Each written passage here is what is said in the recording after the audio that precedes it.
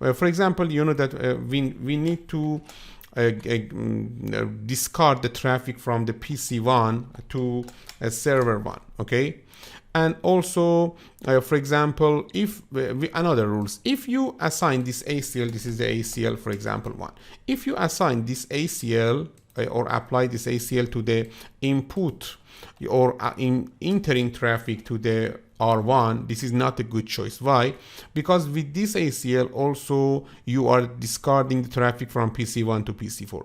Because of that, it's better to configure this ACL on the place, for example, near to the server 1, okay, to the destination, because we don't want to discard the traffic from PC1 to PC4. Because of that, as you remember from the previous video, we have configured this ACL on the entering, for example, or inputting interface on the router 2. For example, this is a serial 10, okay, and this is a serial 10 of the router 2. We have configured, we have applied this ACL on the serial 10 in inbound direction, okay. But this method has one disadvantage. What is the disadvantage? Assume that the traffic of PC1 that should be filtered now is sending to the router 2. After passing this, for example, to interface to link, the traffic should be dropped, and this means that we are using the resources of the bandwidth and also other resources of the WAN, okay, or of the network, and after that we should drop it. It's not good choice, okay. But we don't have any other way, because if you configure this ACL near the source, maybe you filter another useful traffics. But about the for example, about the extended ACL, we don't have this problem. Why?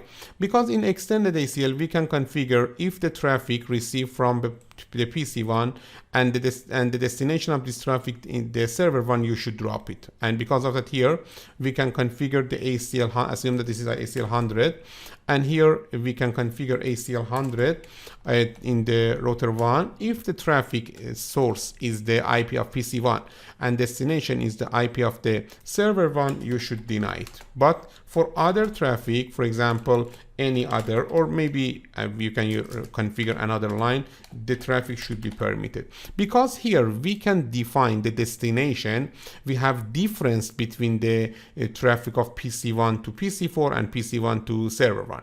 Because of that, you can easily apply this ACL near the source, and this means that we don't waste the bandwidth or other resources of the path. We can apply easily on the place nearer the source. Because of that, in the extended ACL, we have another benefits regarding in compared with the standard ACL. You can apply the ACL in the place near to the in the interface near to the source, and with this configuration you don't waste the bandwidth or other resources of one link.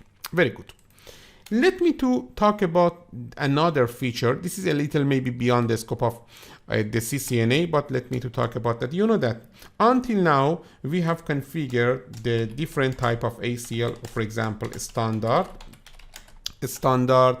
numbered ACL, okay. After that, standard named ACL, standard named, then ACL, and then we have configured the extended numbered ACL, and also extended named ACL, okay, extended named ACL. And you know that we have applied all of these ACLs to the one interface, because we are using these ACLs to filter the traffic. Some traffic should be filtered, means should be discarded, and some other traffic can be forwarded, okay, or permitted. But ACL has many usage. You can configure ACL for quality of service. For example, you will learn about the quality of service in future. We have some features, we call them a quality of service, or QS, quality of service. Let me to give you one example. In one router, okay, this is assumed one router, and we are receiving in the router two type of traffic. For example, the first type is the, for example, normal data traffic. This is the normal data traffic. And the second type is the, for example, voice traffic. You will learn about the voice traffic in future, but let me to say that voice is a delay sensitive traffic, okay? And because of that, in most cases, we need to forward the voice faster than the data. For example, if you are receiving two types of traffic, the router first should forward the voice, after that the data, because for data it is not important to sending a little for example a little after the voice packets, but for the voice it is important. Okay, this is the quality of service function. You will learn about it, but for now let me to say that one of the functions of the ACL is classifying the different traffics. This means that ACL has two functions. The first function is the filtering, that you have learned about this function in the ACL, in the, for example, previous part. And another function of the ACL is the classification. The function of classification of the ACL, for example, do not want to or does not want to filter the traffic. It should classify the traffic. It should identify the traffic. After the identification of the traffic, for example, we can send the traffic of voice more faster than data. You will use it, you will learn it about it in the future. But for now, only I'm going to talk about that you can use ACL for other features. For example, in compare with the features that you have learned in this course. Maybe you are using ACL in some features for classification. Okay, but about the filtering, you know that until now we have learned the ACL, only the function of the filtering. Let me to give you another usage, to show you another usage of the filtering of the ACL. You know that we can use the line VTY in one router or in one switch, okay, for establishing telnet and SSH to that device.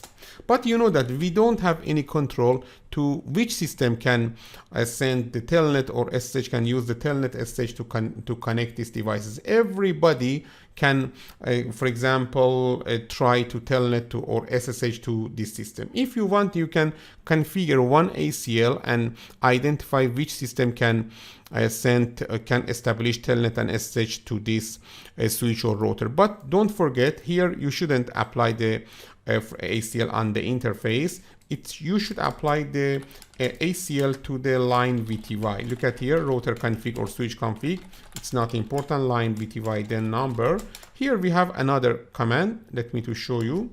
You can use router config then if, okay, the command is access, okay, access class, then in and access class, then ACL number or name, both of them can be used. ACL number means we are configuring numbered ACL, and ACL name means we have configured the ACL, named ACL, and now we are applying to the line of VTY and then in inbound direction. This means that if anybody tries to establish telnet or SSH connection to this router or switch, you should first verify this ACL, the name of ACL or the number of the ACL. If the ACL permit that, for example, IP address, it can establish telnet or SSH to this system. Let me to show you one example. It is interesting.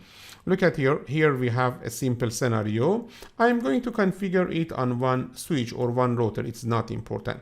Assume that here we have one router and then one, for example, switch, and this computer, we have also two computers, the computer 1 and also the computer 3, PC3 and PC4. Let me to draw the topology. First router 1 to the switch 2. Okay, and after that from the switch to the PC3 and also to the PC4. Okay, first let me to configure the router for the telnet and also SSH. The telnet is sufficient because we don't have any difference about this feature with telnet and SSH. Here I'm going to use 192.168.10/24, and the IP address of the PC3 is 192.168.110. Okay, and the IP address of the PC4 is 192.168, for example, 111. Okay, 111, and the IP address of the router 1 fast Ethernet 00 is 192.168.1.1. Okay, let me to configure the router. This is the router CLI, and then here en conft, okay, conft, host name is R1, interface fast Ethernet 00, IP address of this interface is 192.168.11255.255, then 2550, and finally no shutdown. Okay, let me to configure the telnet or SSH.